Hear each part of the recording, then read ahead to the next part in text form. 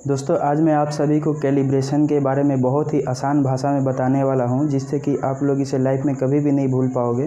दोस्तों कैलिब्रेशन क्या होता है और किन किन मशीनों का कैलिब्रेशन किया जाता है और कैसे किया जाता है, ये सब बाद में बताऊंगा। अभी आप लोग को सिर्फ समझना है कि कैलिब्रेशन क्या होता है।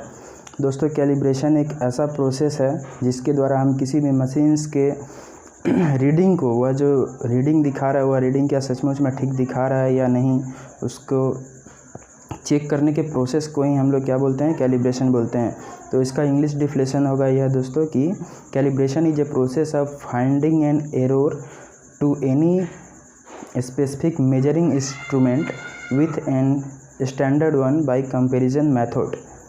तो दोस्तों आप लोग समझ में आया, किसी भी प्रकार के मशीन को हम लोग उसमें एरर फाइंड करते हैं कि उसमें कितना एरर है। मान लीजिए मैं एग्जांपल के लिए एक बोल रहा हूँ दोस्तों, जैसे कि एक मोदी खाना दुकान में आप लोग बैलेंस को देखते हैं जिसके द्वारा हम लोग वेट को मेजरमेंट करते हैं।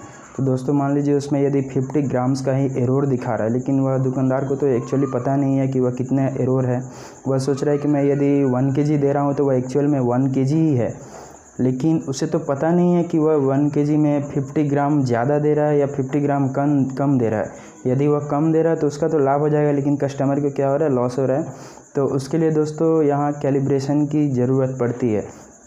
यह तो मैं रियल लाइफ का एग्जांपल दिया हूँ दोस्तों, क्योंकि दुकानों में भी बैलेंस होता है जिसके कारण प्रोडक्ट में लॉस हो सकता है। यदि आप लोग दुकान में लेने जाएंगे या दुकानदार यदि ज़्यादा दे रहा है, वह दे रहा है 1 kg, लेकिन उसमें यदि 50 ग्राम्स ज़्यादा चला जा रहा है, उसमें तो पता नहीं है कि वह बैलेंस ठीक दिखा रहा है कि नहीं। आप एग्जैक्टली 5 kg ले रहे हो, लेकिन 5 kg में वह क्या 50 ग्राम 100 ग्राम ज़्यादा जा रहा है या कम जा रहा है, आपका बैलेंस एक्चुअल मेजरमेंट ठीक ठाक दिखा रहा है कि नहीं, यह कैसे पता चलेगा।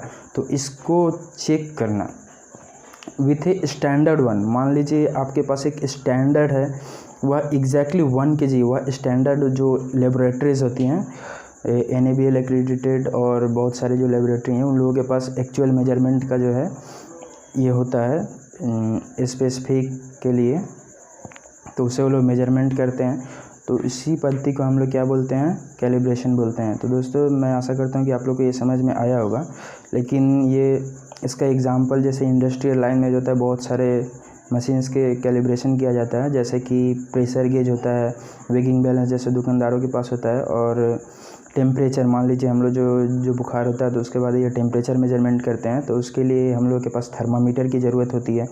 तो उस थर्मामीटर में भी बहुत सारा एरर, मान लीजिए अभी 25 डिग्री है तो वह एम्बिएंट का जो टेम्परेचर है कभी दिखा देता है 22, 23 वैसे दिखाता है। और बॉडी टेम्परेचर के लिए जो थर्मामीटर्स होते हैं उनका भी कैलिब्रेशन होता है, वह एक्चुअल में ठीक दिखा रहे या नहीं, यह सब का भी चेकिंग किया जाता है विथ स्टैंडर्ड।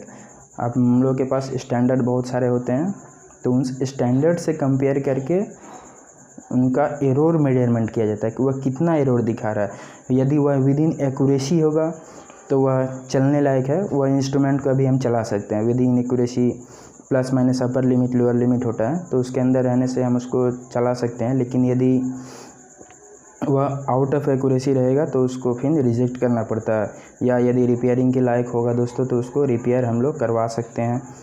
तो यही होता है दोस्तों कैलिब्रेशन।